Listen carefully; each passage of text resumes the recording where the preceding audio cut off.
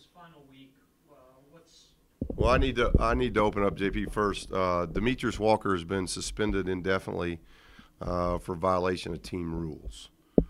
Won't say any more about it. We'll protect him, obviously, but it's an indefinite suspension, and we'll just see how it plays out the rest of the year. this has nothing to do with injury with him? No, Was this before the weekend or recent? no. It's just suspended indefinitely, has nothing to do with health. What does it mean to lose him at the stretch? Well, he hadn't been playing anyway. Obviously you don't like losing players, so, it affects your depth and those kind of things. But, Pancake's kind of gone into that role anyway, and he's doing a terrific job. And now, we got to be able to do more minutes that way, and I think he's earned it. He's done a lot of good things for us, and he's going to be a big part of our future. So this is a good time of year for him to continue to gain that experience. What's more important this week for you, getting the 2 wins or getting healthy rest? Well, it's always wins. There's never anything more important than wins. But I think what's nice is that we get to go a week here where there's no pressure. We've had these student athletes have had pressure since Davidson. We have not had any break, and that's why 2 weeks ago we talked so much about how important that bye week was, because we gave them 2 days away from basketball. They got to get as much physical health in that week. They got mentally refreshed. Help the coaches too. It's just been a grind after grind after grind, and the players have been underneath all kinds of pressure. There's no pressure this week. It doesn't affect our seeding in the conference tournament. We're conference champs. We're the #1 seed. So it's not going to affect any of that. What we're able to do is continue to build an NCAA resume. So, our guys are going to fight, and we're preparing just like we would any other game as far as getting wins. It's just nice not having that extra burden of, like going to Colorado State, well, we need to win this one. If we really want to win the league championship, we got to. There's just that extra pressure, and there's not that this week. So it's going to be, I hope, a lot of fun for the guys knowing that they can relax and play and not have that burden of just intense pressure, because that's coming. What about when you have that, that free reign like that? Is there any worry about everybody needs to stay motivated, stay focused? Well, I think they're motivated and they're focused. They wouldn't be in this program if that wasn't the case. Our program's always been about that, and we're very, very good on the road. I expect that we're going to be very good on the road this week. What I'm talking about is there's always a bullseye on us, and there's going to be a bullseye. These are big games for Nevada, trying to move up. Air Force is going to try to have a winning record in the league. So we know we're going to get everybody's best shot. I think more than anything, it's that double pressure of, oh boy, what happens if you don't win? And we don't have that. And I don't want them to have that this week. They've earned the right. When you go through this league, and nobody would have predicted that anybody would have won this league with 2 games still left to play. They did that work. So I just don't want to put more pressure on them that, this week is an absolute, boy, if we don't play well, that doesn't mean they're not going to be motivated and focused. It's our job today in practice to talk about our championship one last time, and then really get them focused on Nevada. And I think they'll be really focused once we get to Wednesday. Coach, is this a great opportunity to give guys like maybe Nick a few extra minutes here and there? Well, we hope that we can get everybody some playing time because you want as many guys in rhythm going into postseason play as you possibly can. You definitely want that. And we haven't been able to get, whether it's been Nick, it's been Corey, Pancake's gotten limited. Maybe it's Jamal more, or maybe it's just not having Kendall out there 38 minutes. The last several games here down the stretch, starting with Colorado State, or maybe even Fresno, we've had Alex Kirk out there, 35, 36 minutes. And I just remember that 30-5 year. That 30-5 year, by the time we got to the national tournament against Montana, we were beat. We were physically and mentally beat up, and we don't want that. I know what happened when we had that week break. We had a 5-game schedule, and we've completed 3 of it, so the guys know we still have 2 more. But it's nice knowing that the heat of the last 3 has taken a little bit of the heat off of the last 2 that we got to play. You mentioned building an NCAA resume from kind of this point on. A lot of been talk over the last couple of weeks. What kind of seed they think you'll get? Do you think you can get a #1 seed, and what kind of seed are you looking at? I don't know about that, JP. I probably haven't studied that part of it enough. But I do know our resume is very good. I think we're 7-3 natural road games. We're 10-3 away from home. We've got a great home record. We've got a great RPI. I think top 100 and top 50 wins is as good as anybody in the country. Ranked wins is as good as anybody in the country. Consistency. If you look at our body of work, it hasn't been like, oh, they just got hot. We've been hot since November. So I know our resume is very, very good, and we got a chance to add to that resume. And you're always going to fight the biases.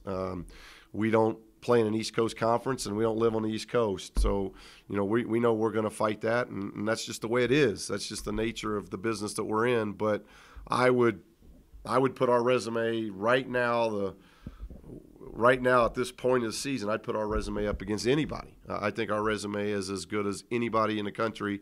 I guess you either believe the RPI or you don't believe it. And it's ironic that, some of the talks with us has been, well, they're really not a 3 RPI. Their league's really not a 1 RPI. It's odd. I wonder if we were Michigan State in the Big Ten, if you're saying the same thing. Probably not. And I think that's what we have to get over, both as a program and as a league. I think we've done a lot of great things to get to that point, and now people have got to start believing that. Coach, with arguably the toughest schedule in the program history, how does that schedule kind of get you ready for the tournament, and does that give you guys maybe a better opportunity than years in the past to get over the hump and get to that Sweet 16? Well, we hope so. I mean, that's the goal. It doesn't mean, if all that doesn't happen, this has still been a banner year again. Our guys have done amazing things. So it's not, we understand. We love our fans. We appreciate our fans. Our fans have been here a long time, and they'd like to see that happen. We'd like to see it happen. Doesn't mean it's going to happen. There's a lot of parity. A lot of it has to do with, when the seedings come out, what your seed and what are your matchups. The NCAA tournament's so much about matchups. I thought our second-round matchup against Louisville was going to end up being even a better matchup than the first round, and that's not disrespect to Louisville. They're Final Four team and one of the best teams we played. I'm just talking about matchups. Long Beach was a really difficult matchup for our guys. It was basically a 1-3-1, 3-2 zone with a 6'8" guy on top, something we haven't seen a lot of. So a lot of it's matchups. But our team's going to prepare as hard as we possibly can to get that done because they want to do that. It's not like we don't want to be to the Sweet 16. We'd love to be a part of that and advance further than that if we could. But you got to get lucky. You got to have good matchups, and you got to get some breaks along the way. And hopefully we can continue to work. You still got 2 weeks left, so you got to stay healthy and you got to stay in good rhythm. And hopefully that happens. We got a Mountain West tournament that we got to play the play-in team. So they're going to play Tuesday night, and we got to turn around and play us the next night. It looks like could possibly be opposite of UNLV, which I guess I got to say it's a neutral site. But the home team you wouldn't meet until the finals. So those are some positives going into the conference tournament. So a lot of those things have set up nicely. Now we just got to see how we can finish here down the stretch. Coach, as far as the talk about a number 1 seed and stuff like that, you guys are starting to get a little steam from some pretty big league rivals out there and stuff like that. Well, the nice thing, man, is that it's just being talked about. That's the nice thing, that we're even discussing the possibility of a number 1 or number 2 seed. That tells us where the program is. That tells us you're an elite. We were nearly cracked the top 10 this week. We're definitely a top 15 program, top 20 program in the country. And just to be talked about in seedings that high, that's very special. You're talking about an elite group, and as Frank's already alluded to be one of only 3 schools in the country that have won 4 league titles out of the last 5 years, and those 2 names are Gonzaga and Kansas. That's good elite company to be talked about. So all those are positives. Now, if that doesn't come to be, we're not going to lose a whole lot of sleep if we're not a number 1 seed. We're just glad. It's a lot of fun knowing that early March, we pretty much know we're in the tournament. That's a lot of fun because that takes a lot of work to get to that point. But we've told our guys they are drilled. The most important part of March is what you do in February. And what were we, 6-1 in February? We just did an incredible job in February. And so the work that our guys did in February have set up the potential opportunities that we have in March now. Well, both Burton and Story are terrific guards. They are high-volume shooters that can really score the basketball. So they can score it off the dribble. They can shoot the three. They'll go to the post. They'll go to the pinch post. They are terrific in transition. So, yeah, I think when you look at their team, and they played us very well in here, very, very good. They had a 1-point lead 10 minutes to go in this game in here. And a lot of that was Story and Burton. So it starts there, and obviously we have to move beyond that in personnel, but those are two of the biggest keys. What are some of the advantages of staying out on the road and going from one game to another rather than coming back? Well, we're league champs, and I want our guys to enjoy that. And being a part of league champs and we have always been a really good team when we're together, and being able to, we're going to miss the same amount of class time. We could not get back here till 2:30 on Thursday and have to turn around and leave on the first flight Friday because we play an afternoon game at Air Force. So it didn't make sense. It didn't make sense for rest. We weren't going to get back for class. We are traveling, our academic advisor with us, so our guys will have meetings in the hotel, study tables in the hotel the entire trip.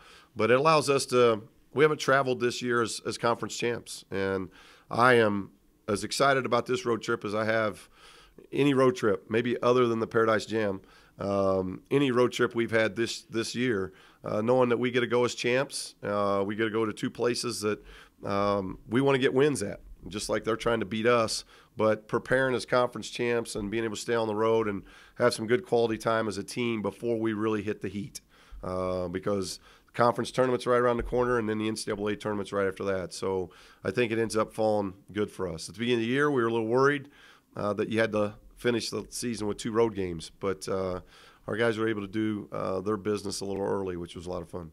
Coach, since you guys not coming back, can you talk a little bit about Air Force going up there? You seem to have. Well, we've had a lot of success against Air Force, and it gets tougher and tougher. And I think this year will probably be even tougher. They're going to be playing.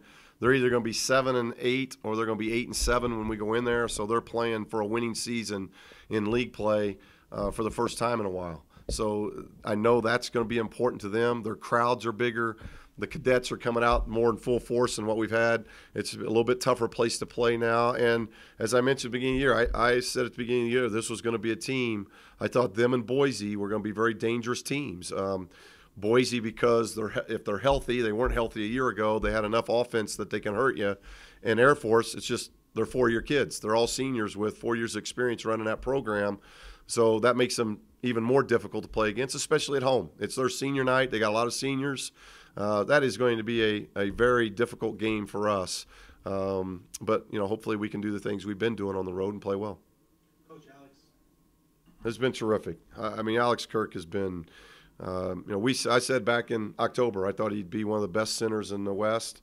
I don't think people believed me, especially a lot of the national people. But he's definitely proven himself. He's one of the best centers in the West. And now I think as his career goes on, next year it's not about the West. Next year he'll be one of the best centers in the country. And he has worked very hard to get to this position. Player of the week again. I think it's his 3rd in conference play. So he's just been extremely consistent. And for somebody that's 7 foot and had a back surgery that kept him out a year, really, I'd say 8 months basically away from basketball, that's not easy. And for him to come back, and he's almost to the point now where he's a double-double guy for us. And I don't know if any of us thought that he would be to that level. But he can shoot the ball. He can play with his back to the basket. He's a rebounder. And now what you're seeing with him and Cam playing, he's a terrific passer. There were a lot of questions as to what it would be like him coming off of the surgery. Were you guys expecting this kind of year out of him? Well, I don't know. We don't really go in expecting certain years out of individuals. It's just we want you to keep getting better. And I think you see that in our individuals. Tony Snell, as freshman year, we were scared to put him on anybody defensively. Now he's locking people up. Tony Snell's becoming a very, very good defender without people noticing. But that his biggest attribute to this team so far this year has been his ability to guard at a high level. Now you're starting 3 guards in Kendall Williams, Hugh Greenwood, and Tony Snell who can all defend. So we're a hard team to play against right from the beginning with the backcourt, and a lot of that's been the development of Tony. He's doing more off the bounce now. He's not 2 years ago, he's a catch and shoot guy. He's developing. Cam developing. Alex the same way. We were hoping he could develop. Now we didn't know about the injury of how that was going to slow him, but he is developed very nicely. So I think that's been a huge part of our program is how guys develop year to year. And Alex is one of those guys that just keeps developing. All right, let's switch him up. Okay, thank you.